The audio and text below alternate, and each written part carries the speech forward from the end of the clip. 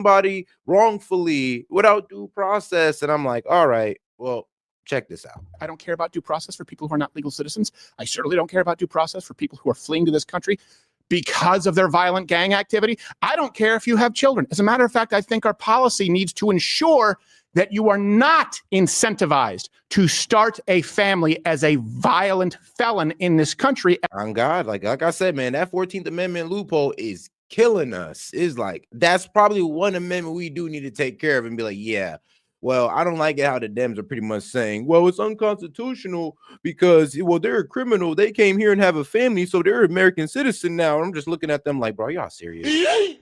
I'm like, you not see where this goes, though. It's like, I get it. I get what y'all saying. And it is, we are going by the amendment. But I'm going to tell you this right now. This doesn't lead anywhere good, though. As a method of remaining here. This is something that the media has been running with. And we knew that this would happen when we're talking about deportations with Donald Trump. The media was just going to, they were going to comb through all of it and try and find one example of one innocent, one wrongfully charged or deported person. We knew that was going to happen. Here's the good news. They couldn't find one, so they made one up. Let me get to the facts regarding the story that I know you know about. But first, President Trump, 113,000 migrant arrests thus far, over 100,000 deportations, 530,000 ordered to self-deport or face consequences, and border crossings are down 94% year over year, a historic low. So the left says, we got to find someone. We got to find, a gay makeup artist who's deported wrong. Oh, okay. We got to find somebody to prove that this is wrong because there could potentially be someone wrongfully deported. And they just decided to make one up. See this story about the deported innocent dad. Right now at 4:30, we are covering the fight to bring a Maryland man back home after he was wrongfully deported to a prison overseas. The Trump administration accidentally sends a Maryland dad to prison in El Salvador. Back here at home, a Now they're pro-dad. scandal is unfolding after ICE says it deported a Maryland father of 3 in error. A Maryland man mistakenly deported to El Salvador. A man in Maryland deported to a notorious mega prison in El Salvador. They have now deported a Maryland father on one of those El Salvador flights. A stunning admission from the Trump administration. And the stunning admission was wild. This was the one I seen, and I was like, a stunning admission. And then when I looked it up, I'm like, nobody admitted to nothing. It admits in a court filing that a Maryland man was sent to the notorious El Salvadorian. Yes, an illegal immigrant that we found in Maryland. I mean, okay, if you want to frame it like that, sure, but that's a very dishonest way of framing it. Mega prison. All because of administrative error. Sort of. There was one kind of administrative error. Let me just front load this for you. The man had no business being here. He was supposed to have been deported a long time ago, and he was involved with a gang. Okay. But did you notice how many times they refer to him as a dad, as a father? Because now they're the party of dads. As if they're looking to pull on your heartstrings and imply that someone who has happened to father children can't be taken from his kids for committing crimes. Here's another headline for you. Father of 2 and children's entertainer brutally arrested at his humble home in the suburbs of Chicago. See how silly it is? It is. Better painter than Hitler. He was a father. He was a father. You know what pisses me off? We'll get into the details, but this guy knew from 2019 on, he was going to be deported, period. He was going to. The only administrative thing that was there was not to El Salvador. That's where they say they screwed up. Yeah. He then has a family, knowing that there is a day that will come that he will be removed from this country. You want to be mad at somebody? You want your heartstrings to pull for somebody? Do it for the kids. Yeah, low key, because I'm like, once you get into the story, you're gonna find out that, bro, this guy was pretty much asked to leave the United States a while ago. Asked to leave a while ago, and he stayed regardless. Wife, kids, had a family. You know what? But bro could have even let the gang life stop human trafficking or stop being a gang member, but it still goes with Trump's policies on, hey, yo, due to the Aliens Enemy Act, you're a gang member, you did crime here, you were asked to leave about a couple years ago and you didn't, so yeah, it's time to get you up out of here. But that's what liberal news don't want to tell you.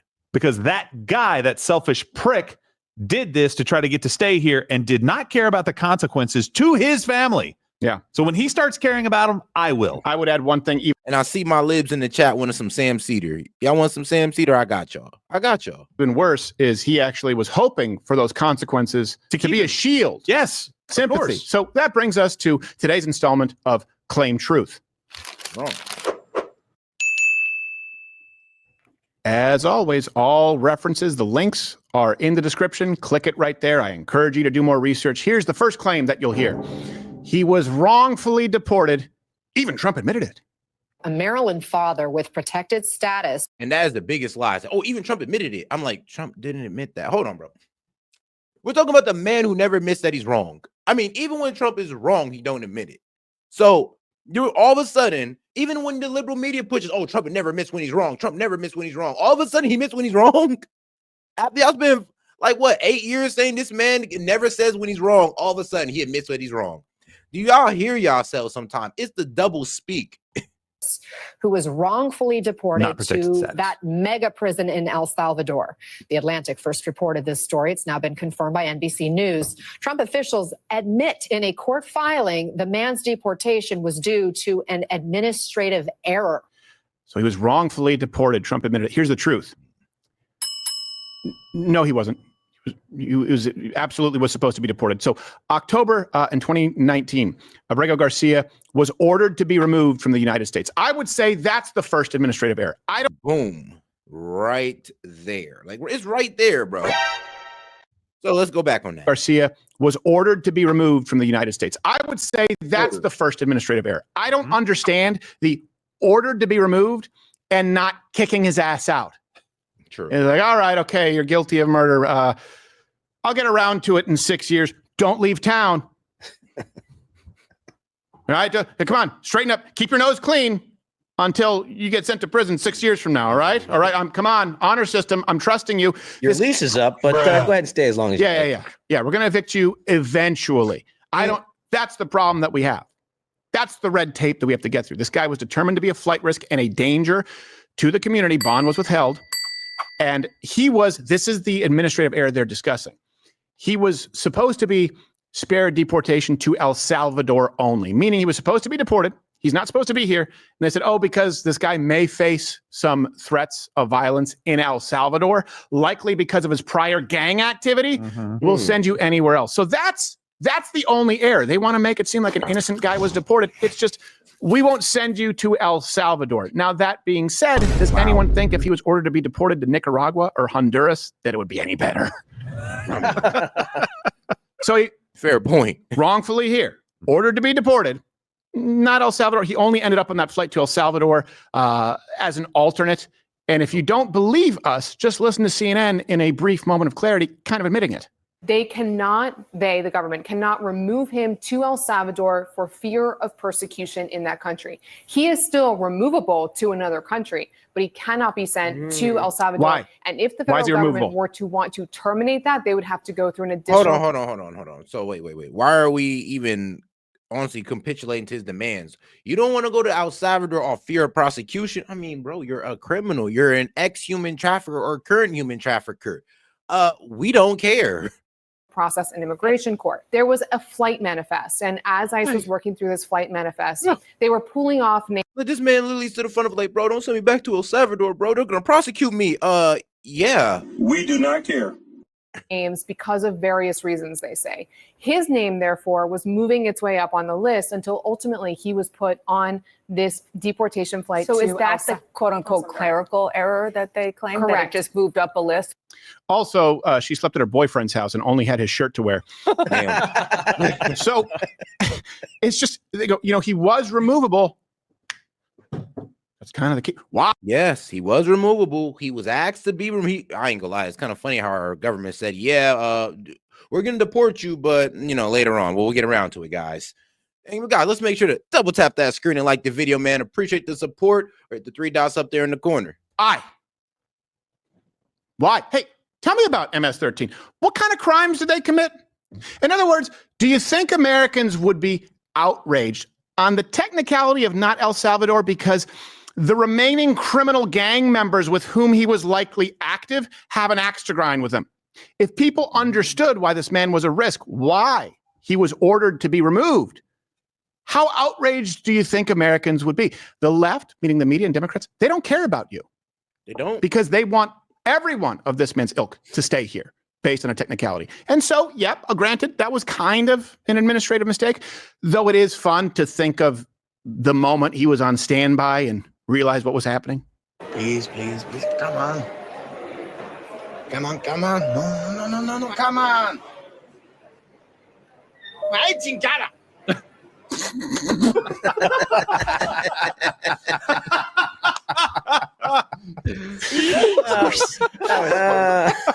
Well, he doesn't want to go hang with his homies. I'm so glad we're not on YouTube anymore. Oh, Hey, man, what? Don't you want to, sleep on that steel pallet with the homeboys? Like, essayed up? Man. And by the way, none of this happens without you. If you like what you see, you want to support it, Rumble Premium. Click that button. You can join. You get an hour of additional show. You get Dr. Disrespect, Donald Trump Jr., you get Nick DiPaolo, you get Russell Brand, you get extended shows, and you get it ad-free. And we are funded by viewers like you, $99 a year. And you get this wonderful, this co-promoter. For y'all say that we don't care about due process, like I said, do we need to continuously bring up the Enemies Alien Act? Like, guys, if that wasn't for that, then yes, these guys would be getting due process. But like I said, they're labeled a terrorist organization. They're human traffickers. I mean, y'all should be happy. I mean, well, what's the problem here, Dams? What are the problem? Honestly, what's the problem? It's like they are human traffickers and gang members that have hurt American citizens. Are you guys for real? Wrongfully. This man, not a gang member at all. He is not a member of and has no affiliation. It's like, bro, y'all have a better stance with the guy who got pulled off the campus for speaking about Palestine and Hamas, okay? That guy I can get behind you on. I can get behind you on that guy. Yeah, he deserved due process. But this guy, these criminals, gang members, human traffickers, no, not them. With MS-13 or any other criminal gang. And they're asking that the government stop paying for his custody in El Salvador and request his return to the United States. Here's the truth. He was MS-13. He absolutely was MS-13. There's no doubt whatsoever. It is indisputable that Garcia was a part of MS-13. And it has been made very, very clear in the court documents, which I encourage you to go read. Here's a quote. The determination that the respondent is a gang member appears to be trustworthy and is supported by other evidence in the record, and the respondent has failed to present evidence to rebut that assertion. Oh, shit! So, hey, guys, this is the evidence that they were talking about. This is the evidence. Oh, what's the evidence that he's a criminal? It's right here. And you can actually look up these court documents of this man. So, I mean, here's the thing. When this came out, y'all couldn't even give us a name. I had to go find a name. Like, bro, I had to go try to find information on this man. You guys gave us no information, but just saying, oh, he's innocent. Oh, he didn't get due process. Oh, he's not a gang member. Just to find out that he is a gang member and at worst, a human trafficker. Supported by other evidence in the record, and the respondent has failed to present evidence to rebut that assertion, although the government recognizes the financial and emotional hardships to Abrego Garcia's family. The public interest in not returning a member of a violent criminal gang to the United States outweighs those individual interests. In other words, he's a gang member, a violent gang. We know it. But because they use our empathy against us, there are going to be some negative consequences to the family. We see that. We want to consider the family. That, I mean, yeah, I can go ahead and paint the picture. Yes, we are tearing a father away from his daughter and mother, because he is a gang member and a human trafficker. And I mean, yeah, it be like that. I mean, what you mean? We do this to Americans every day. Americans going to go ahead and sling drugs. What you mean? Drug dealers got family and kids and all that. We don't show them no mercy. Like, what the hell? All of a sudden we want to show mercy to the foreigners. But what? Where's the mercy for the American citizens? I don't think they should get it. But I'm just saying now. It's like we do it to our own. So what y'all mad about? That does not change the fact that this man was a violent gang member. And I don't know if you know this, I'm willing to bet, probably irreparably destroyed other families through violent gang activity. Your false white guilt empathy ignores actual victims. And by the way, this guy is continuing to victimize people, as Gerald said, by putting his family into the mix. He only started a family after he was ordered to be removed as a way to try and stay. You see the problem with anchor babies? And in case you doubted the court records and you doubted the man himself, all you need is to take a look at his back tattoo.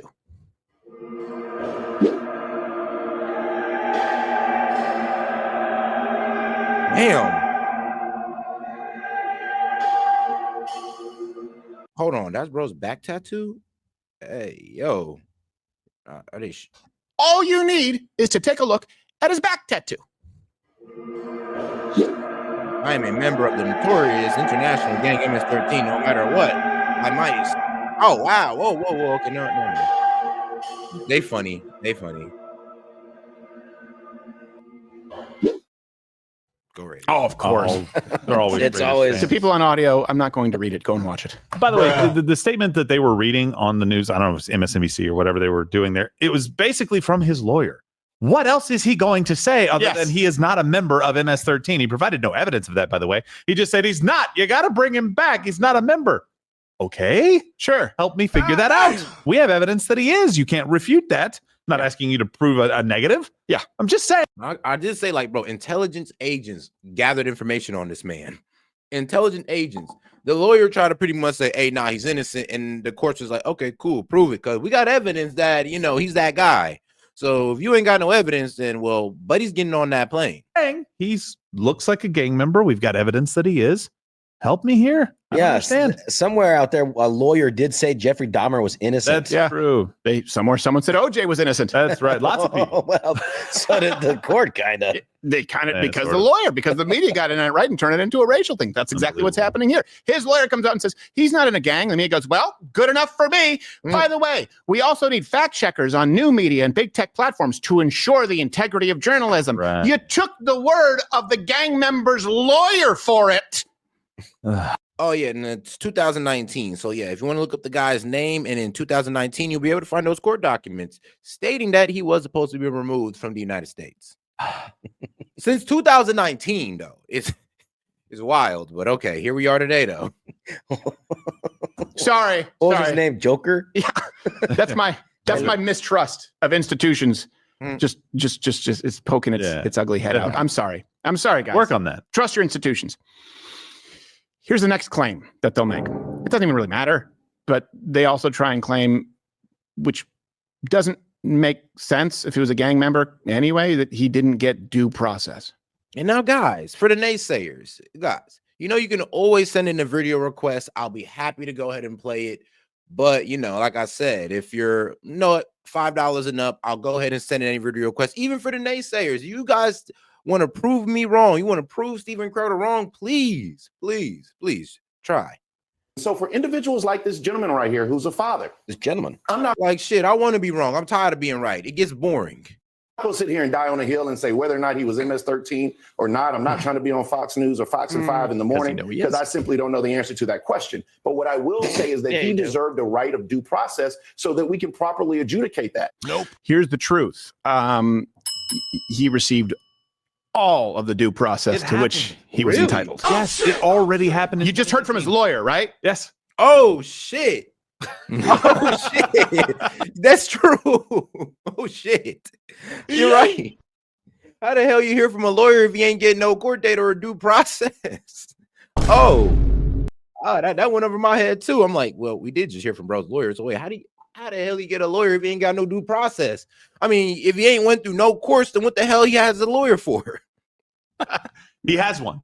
So you know what that means? If he has a lawyer, especially a lawyer who's on cable news, that means he had a lawyer represent him through the process. I'm not going too fast for you. Am I? There are court documents. Yes. So from courts. And by the way, this also goes back. Remember? So there are court documents from courts in 2019 that honestly, that was his due process already. He already got due process. And then through this process, he got due process. The man got double the process when he should have only got it once and got deported in 2019. Remember when the left? No, we were overly nice to this guy. No, y'all need to shut the hell up. Just like 2 weeks ago, I was trying to say these illegal aliens, they're not criminals. It's a civil infraction. Oh. It's not a criminal. Oh, well, interesting you should say that. So immigration courts and the judges, they're administrative and civil in nature, which means that there aren't any criminal courts. It means there are no jury trials and that the deportations are merely civil penalties, not criminal sentences. So let's go with your premise. And by the way, that's true. When they say it's a civil crime, I need, because we're just going to deport you. We're not going to lock you up. That's why it's kind of like a federal crime. You feel me? Like, oh yeah, if you come over here one time, and we deport you, that's a civil. That's kind of something. We do that civilly. But you come over here a second time, and I'm like, all right, bro, we might have to lock you up, then deport you so you learn your lesson. And shout out to my man Ham. He was ordered to be deported in 2019. Yes, he was ordered to be deported in 2019. This guy was ordered to be deported, guys, in 2019. He stuck it out. I mean, I'm pretty sure at that time he probably had wife and kids at that moment, and he was like, oh shit, I can't really go nowhere right now, even if I wanted to. And he kind of just waited out until America came and got him that day. This is my wild speculation on the matter, but I'm just adding, human emotion into it, because I can only imagine he probably because he had a young daughter. So I can only imagine 4 years ago, 5, 6 years ago, his daughter probably was just being born. He gets that notice, and it's a, type of moment. But yes, in 2019, he was asked to be, we asked him nicely to deport himself. Entire immigration court system, it falls directly under the authority of the DOJ and the Attorney General Pam Bondi. Okay, that includes any kind of determination to be made about deportability for Garcia. Yeah. And even, by the way, the withholding of the removal to El Salvador, specifically that prison, that's the only determination that allegedly you could say is a mistake here. I'm sorry. I just don't care. I just don't care. And I mean that. Look, I support the death penalty. I didn't used to. And by the way, you can comment. I find that as a parent, as I get older, people are like, you become a big softy. I find myself definitely softening for the people I love and more emotional, because I think I relate to more things as relates to children, and I find myself having far less empathy for anyone who poses a risk to children. So I support the death penalty, because I know that personally, that's something I would want to see if someone tried to sexually assault or kidnap or murder my children. That being said, I guarantee you, we all know that there have been some innocent people who have been wrongfully convicted. Sure. Yeah. But that doesn't determine policy. And in this case, hey, does it? And the left will try and act as though they're putting up these moral sort of blockades. Like, hey, yeah, but what about this? It's not a moral quandary. It's not. It's an emotional response. Yeah. What if there could potentially be an innocent person? Okay, you can apply it to everything. The same people who say, I'm anti-death penalty because it's immoral, will also tell you, isn't it worse to spend life in prison? Well, then what if an innocent person is sentenced to being sodomized for the next 40 years in prison? How is that any better? In other words, the logical conclusion. I always do say, death is too sweet for some of these people. Look, there's some people who's going to be in jail where death is, every day in jail is a living hell for them, and death would be oh so sweet for them. I'm telling you, there's some stories that you would be horrified by, like guys who literally spend maybe the past 5-10 years being anally terrorized. Conclusion to this idea of what if there's an innocent person means you don't enforce laws. Or you start off on this logic trail going, okay, do we enforce the laws? Of course, the answer is yes. You cannot find someone, even on the left, who will say, no, yes, we do. Okay, what's the most effective law? What is the right law? Let's discount the idea that laws are imperfectly applied. It's to get rid of people who pose a violent threat to folks in this country. Simple. Easy. There is no art, and I don't care. I'm sorry, I don't care about due process for people who are not legal citizens. I certainly don't care about due process for people who are fleeing to this country because of their violent gang activity. Oh God, it's just, we do not care. Here's the thing: the guy got due process. He got due process. He was a gang member and human trafficker. What is wrong with you guys? Why don't you guys do the research into this instead of just believing what the media says? It was that simple. Here's the thing: all you had to do was find out who the guy's name was, find out his name, look him up in the court system, and all the information you needed would have popped right up, right there in your face, right there. It was that easy. I don't care if you have children. As a matter of fact, I think our policy needs to ensure that you are not incentivized to start a family as a violent felon in this country as a method of remaining here. Comment below if does that make. Remember, bro had a lawyer. That means somebody represented him when they provided this evidence, pretty much saying that you're a gang member. He had a lawyer. What does that mean? Oh, wait, he had representation. What does that mean? Due process. Me a heartless bastard, then okay. I hope this story gets out far and wide. I hope every single person who wants to come here and try to game the system like this guy did, I hope every single one of them hears about this tale. You want to father children and then abandon them because you've been deported, knowing that that was going to be the case the entire time? That's on you. I hate it for the kids. They didn't do anything wrong. Oh, God. This guy, like, bro, that little girl ain't do nothing wrong. This guy decided to come over here, have kids here, knowing damn well he came in here the wrong way. And now look, he got to leave a wife and kids behind. It sucks, but this what happens. Is the prick. Did this guy come and present himself at a port of entry to seek asylum in the United States, or did he get arrested and claim asylum? I think that's a really interesting way of trying to do it the right way. If you are fleeing persecution and you are saying, because of my political beliefs in my country, these gang members are coming after me, I'm not a member of the gang, you stuck into the country. You didn't come present yourself and say, help me. You came and said, I'll take what I want. Yes. And then when you got caught, you did something to try to make it harder to take you out of here. Democrats aren't for deportation and just found something that bothered them. They are anti-deportation completely. And they're trying to piggyback off of this lie and spin to get you to be anti-deportation as well. Do not be fooled by stuff like this. That's why we thought we would need to cover this. Every single time this happens, we're going to dig deeply in to find out what the real story is, because they're not telling you. Yeah, absolutely. Obviously, they're not telling you. And obviously, they're not doing the research. Like, I didn't even have to do too much research. As soon as I heard that, I'm like, hold on. Department of Homeland Security had agents on this? Oh, then shoot. I mean, well, bro, they put the agents on this man. They found out everything they needed to know, put this man in court. He had representation. And here's the crazy thing. The news media completely lied. They lied. I mean, the only thing they told the truth about is that he's a guy in Maryland with a wife and kid. And that was it. After that, it was just complete lies after that. Like, he got due process. He is a gang member. He is a human trafficker. So I don't know what to tell y'all at this point. Like, if you guys don't want to believe it, then go look it up yourselves. Why don't you go find out his name, look up the court documents, and it'll be all right there for you. But all right, man, let's get into Kevin O'Leary out here killing the tariff bad narrative. Kramer talking about Black Monday coming after the weekend. The president doesn't try to reach out and reward these countries and companies that play by the rules. In the 1987 scenario, the one where we went down 3 days and then down 22% on Monday, has the most cogency. We will not have to wait out too long, will we? We'll know by Monday. Fortunately, we had an excellent set of employment numbers today. At least it makes it less likely a crash will necessarily lead to a recession.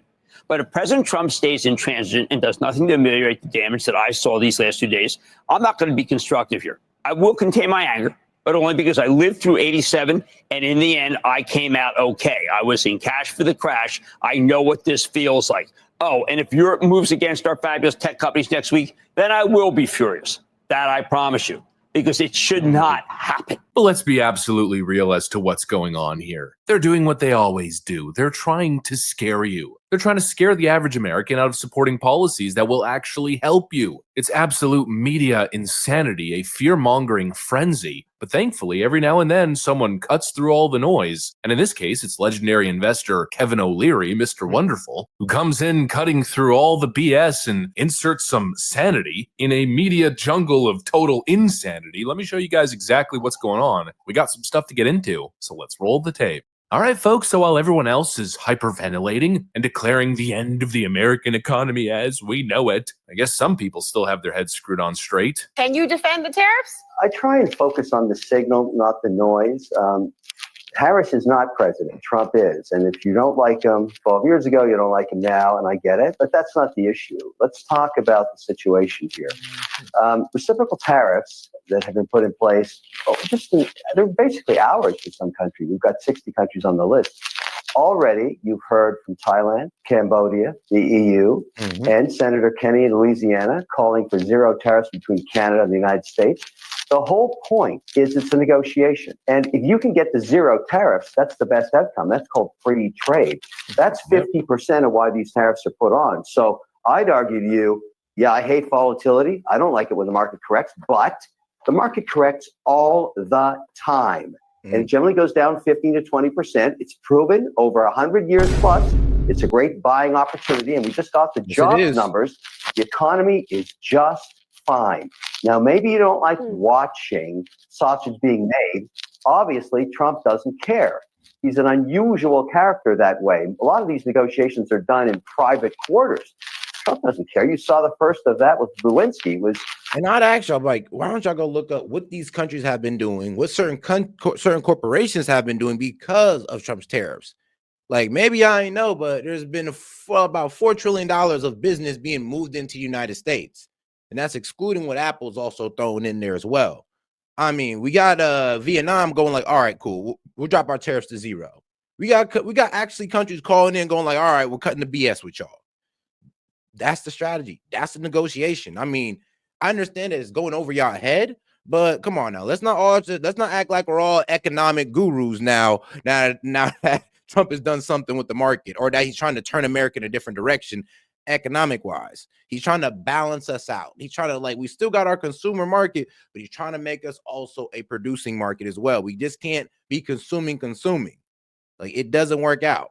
And just let China the one be, you know, doing all the imports and sending everything out. It doesn't work for them, and it don't work for us. I'll tell you that right now.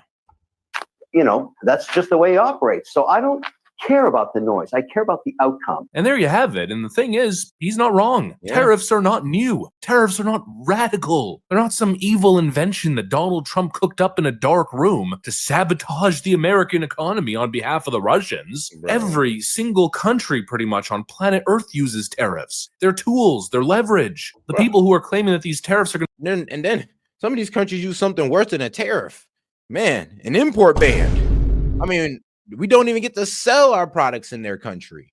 So, and then, I mean, trust me, they got crazy tariffs on our products, like 70% and higher.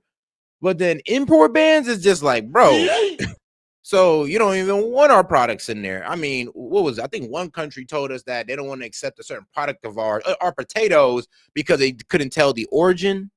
Like, yes, countries pretty much putting up funny ass bans on our products because of, well, I ain't gonna lie, some type of loony standard. I'm gonna say that. to destroy the American economy are either too dumb to understand basic economics, they're either totally brainwashed and partisan, or they're actively lying to protect the same multinational parasites that shipped your jobs to China. This isn't a crisis, it's not an apocalypse. And honestly, I think if you're betting against America right now, you're a damn fool, especially on the issue of tariffs. Oh, a few tariffs were levied against countries that tariff America. Drop everything, pull all your money out of the banks and out of the markets. We're going to 0. Give me a break. Bro. You never win long-term betting against. I'm telling you, it's like, bro, if you believe the left, man, they're gonna make you broke. And why everybody else who's buying into the market, like I said, if you know a trader, man, the traders are salivating at the lips right now. They're salivating at the mouth, going like, ooh, man, ooh, it's on sale. Everything is on sale. And that's how a lot of people see this. I mean, when COVID was happening, a lot of people made money. A lot low-key during these economic downturns. When it spikes up, a lot of people make money. A lot of new six figures and multimillionaires are created. The American economy. That's like the golden rule of smart investing. There's going to be volatility, sure, but volatility is not the same as a collapse. And anybody with a real stake in building the future knows that America and its workforce are unmatched anywhere across the world. And so sure, there's some people panicking. There's some people with weak hands, but that really doesn't mean very much. The fundamentals at the end of the day haven't changed. Private sector job growth remains pretty strong. Wages are climbing. We're in the middle of a tech revolution with AI, robotics, automation. Sure, we've seen short-term volatility, a little bit of a tank, but things are still moving in the right direction. And at the end of the day, the American economy is still the envy of the world. American companies are still world leading, and it's really not even close. But if you listen to the mainstream media, oh, it's the end of the world as we know it, right? Oh, the hypocrisy. You know, back during Joe Biden's 4 years, when the markets across the board were down 20. This is what everybody was talking about. The hypocrisy was crazy. I was like, dog, like, I'm pretty sure Dow Jones was way lower under Biden, but nobody wanted to like try to verify it. I'm just like, all right, bro, I'm pretty sure. And if you look at it, yes, right here is Biden. Y'all ignored this. All this was ignored. We was told we were in the best economy of our time. Everything is going up when everything was obviously going down. But like I said, though, the left was ignoring it. They didn't want to touch it. All this time, we go up. We go up a little bit during 2024. Things is on the up and up. And still on the up and up. But hold on. We have one little spike, and now y'all want to panic. But you ignored this whole whole year period. The whole year, you just ignored that. But now we're supposed to just, you know, take y'all at y'all word that this is an economic downturn, right? That we're going into a collapse. But y'all didn't see this right here. This wasn't a problem. 20 to 30 points I don't remember hearing this kind of doomsday rhetoric. No, we all remember what they were saying back then, right? We were in the midst of an actual recession, but they were telling us, well, this isn't a real recession. What an absolute farce that is. That's how you know they're full of it and can't be trusted, because there's a different standard for one than there is for the other. But at the end of the day, even after all the damage that Joe Biden inflicted on the country, look where we are today. I mean, that's proof of the strength of the American market. The idea that a few tariffs are going to collapse the American economy is a complete joke. And if that was truly the case, then wouldn't we be seeing economic collapse across the world? I mean, every other country has tariffs. And that's another part of this conversation that I find so hysterical. I mean, yeah, that's the thing too. It's like, all right, so why are y'all fear mongering on our tariffs, but you guys don't trip about other countries' tariffs? Because you guys work with half-assed information. Like, think about it like this. Okay, so how come other countries' economy didn't collapse and they got trade barriers? They tariff everybody. I mean, look at India. India economy is booming, and you barely can sell into India. And they have heavy tariffs, especially on our products. I mean, Germany got crazy tariffs. So what's this argument about tariffs are bad for the economy? Like I said, you don't understand tariffs. Victor Davis Hanson actually mentioned this in his recent video. Why would you get angry at the person who is reacting to the asymmetrical tariff and not the people who inaugurated the tariff? Why is Canada mad at us when it's running a $63 billion surplus and it has tariffs on some American products at 250%? Doesn't it seem like the people who started this asymmetrical, if I could use the word trade war, should be the culpable people, not the people who are reluctantly reacting to it? Exactly. And I did say this. I'm like, hold on, these are retaliatory, right? AKA they did it first.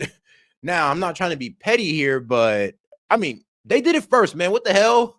They put the tariffs on our products. They put import bans on our products. And you're telling us that we're the bad guy for finally playing their game?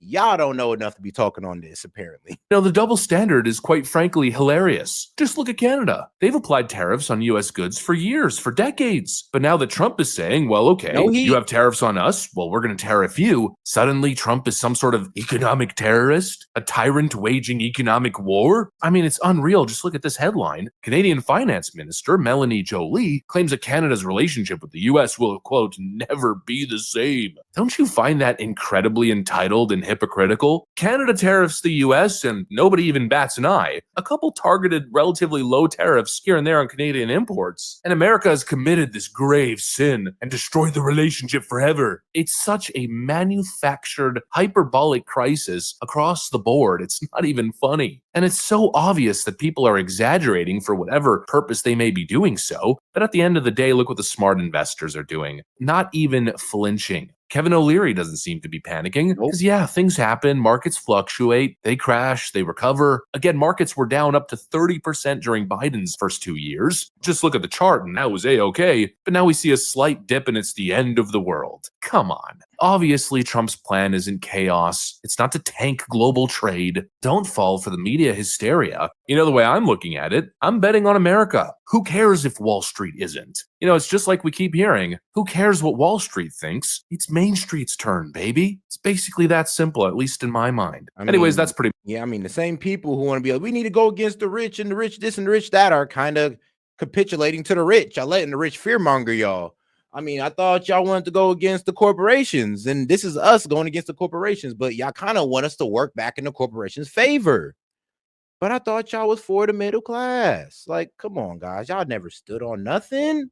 You ain't gotta, y'all can drop that act, man. It's all good, bro. We understand what it is now. You guys want the elites to win, but you frame it as if you want to help the middle class. I get the script. You guys can cut the BS now. It's cool now. I get it.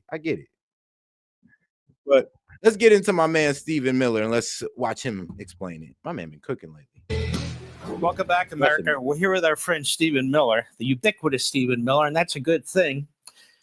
Stephen Miller, President Trump sees the manufacturing base in this country over the last quarter century. And shout out to my man Ham. Appreciate you for supporting the show, my man.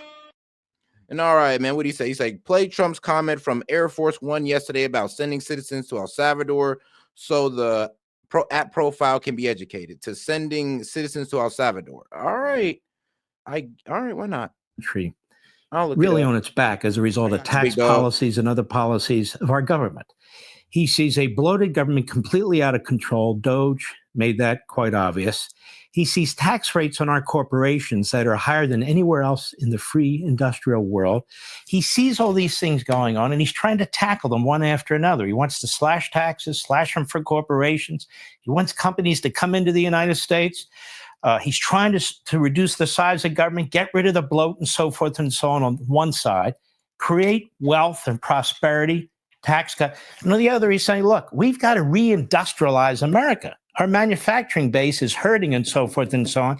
And of course, he gets resistance from the same quarters that have been overseeing this decline. What do you make of all this? Mark, the same people that are criticizing President Trump's agenda to restore America, to usher in this new golden age, are the ones who ordered us to lock down during COVID and close all of the schools. They're the ones who opened the borders and flooded our cities with illegal aliens. They're the ones who brought us nothing but death and destruction in the Middle East, one disaster after another. They are the ones who empowered a federal bureaucracy to steal our rights and our voices as citizens, crush dissent, crush free speech, crush industry. They're the ones who allowed China and foreign countries to take our most essential industries out of the United States, gravely imperiling our national security and destroying the working and middle classes of this country. That is what President Trump inherited. That is what he is boldly and bravely repairing every single day. I mean, and Biden kind of hit it with, well, adding hella government jobs. Like I said, the Biden administration gutted the middle class. They try to, I don't know why, but like I said, y'all believe in high taxes, heavy regulations, and then think that these companies don't have an option to just go do things somewhere else. And then here's a stupid thing, though. Not only do we push these companies out of our country, or we put these companies out of our country, but we still let them sell into our country. It's pretty stupid. I'm not going to lie. That's why I kind of like what Trump did when he says, yeah, no, if you guys want to play that game with us, well, it's going to get tariff if you try to send it in. So it's best you bring your jobs back here, build here, and everything's going to be cool. The southern border now, under his leadership, has the lowest number of legal crossings in the history of the United States of America. Not in the last 10 years or 20 years or 30 years, in the history of these United States. Under President Trump, for the first time since the rise of China, we are protecting and defending our jobs and our manufacturing base. And we are preventing foreign countries from making it impossible to defend ourselves in the event of a national emergency. Manufacturing security is national security. And he is taking on the rogue bureaucracy and the rogue judiciary that have sapped and stolen and frittered away the rights of our people and pushed them into the hands of unelected power centers. He is, in every sense of the word, restoring national democracy and popular sovereignty. He is making America free again, Mark. 100%. Very well stated. Now, we must have these tax cuts. They must be deep. They must be broad. They really kick the economy into high gear while we're working on these tariffs, too.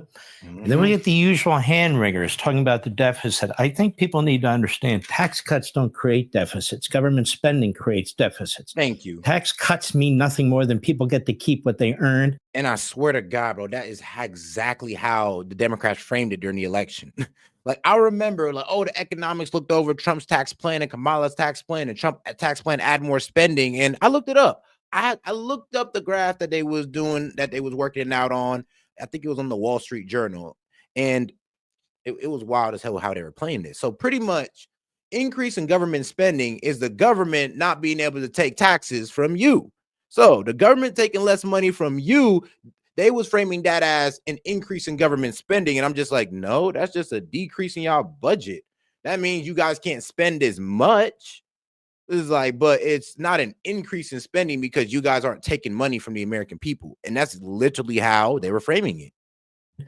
And spend it and invest it and expand it and hire more people and give them more benefits and so forth and so on. Why do you think people think, not our people here, but people in Washington think it's more righteous for them to keep the money and redistribute it and print it than people who actually make it, who get to keep it and create prosperity? What is with these people? The most inefficient way to spend a dollar is to tax a worker take his money, give it to the government, and then pay a government worker to work from home and watch Netflix. That is the actual least efficient way imaginable to spend the dollar. And that is why President Trump is, number one, shrinking the federal workforce, returning our workers, making sure that the government is doing its essential functions, not wasting money, including, by the way, billions of dollars on gender studies, diversity, equity, and inclusion policies, and insane foreign aid programs. But as you mentioned, what we are also doing, what President Trump is doing, is he's demanding the passage of the biggest and boldest package of tax cuts and reforms in American history. During the first Trump term, where we had the greatest economy in history, revenue went up every single year after the tax cuts, and it will again here too. When President Trump unleashes the private sector, the workers, the factories,